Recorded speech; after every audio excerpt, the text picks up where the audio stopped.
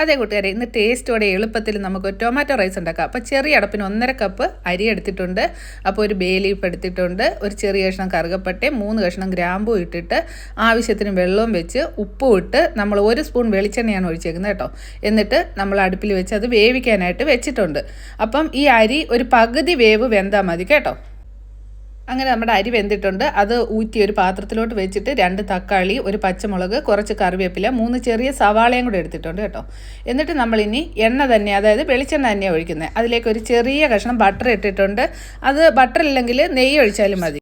എണ്ണ ചൂടാകുമ്പോഴത്തേക്ക് കടുകിടണം, കുറച്ച് ജീരകം ഇടണം, കടലപ്പരിപ്പും നമ്മുടെ എരിയില്ലാത്ത മുളകുണ്ടല്ലോ, കാശ്മീരി ചില്ലിയും കൂടെ ഇട്ടിട്ട് നന്നായിട്ട് കടുവറുക്കുക.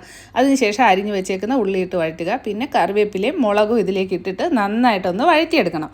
അപ്പോൾ അതിനുശേഷം നമ്മൾ അരച്ച് പേസ്റ്റാക്കി വെച്ചേക്കുന്ന നമ്മുടെ തക്കാളി ഉണ്ടല്ലോ, അതും കൂടെ ഇതിലേക്ക് ഒഴിച്ച് കൊടുത്തിട്ട് അതിൻ്റെ വെള്ളം ചെറുതായിട്ടൊക്കെ ഒന്ന് വറ്റുന്നത് വരെ വീണ്ടും ഒന്ന് നന്നായിട്ട് അതൊന്ന് ഇളക്കി കൊടുക്കണേ. ഇനി നമുക്ക് ഇതിലേക്ക് പൊടികൾ ഇട്ട് കൊടുക്കാം. അപ്പോൾ പെരിഞ്ജീരക പൊടി ഒരു 1/2 ടീസ്പൂൺ ഇട്ട് കൊടുക്കാം, മഞ്ഞൾപ്പൊടി 1/4 ടീസ്പൂൺ ഇട്ട് കൊടുക്കാം, കുരുമുളക് പൊടി ഒരു 1/2 ടീസ്പൂൺ, മുളക് പൊടി 1/2 ടീസ്പൂൺ, ഗരം മസാല 1/2 ടീസ്പൂൺ, പിന്നെ നമ്മൾ ഗാർലിക് പൊടിയും കൂടി ഇട്ട് കൊടുക്കുന്നുണ്ട് കേട്ടോ, അതൊരു 1/2 ടീസ്പൂൺ, ജിഞ്ചർ പൗഡർ 1/4 ടീസ്പൂൺ. ഇതില്ലെങ്കിൽ ജിഞ്ചർ ഗാർലിക് പേസ്റ്റ് ചേർത്താൽ മതി കേട്ടോ.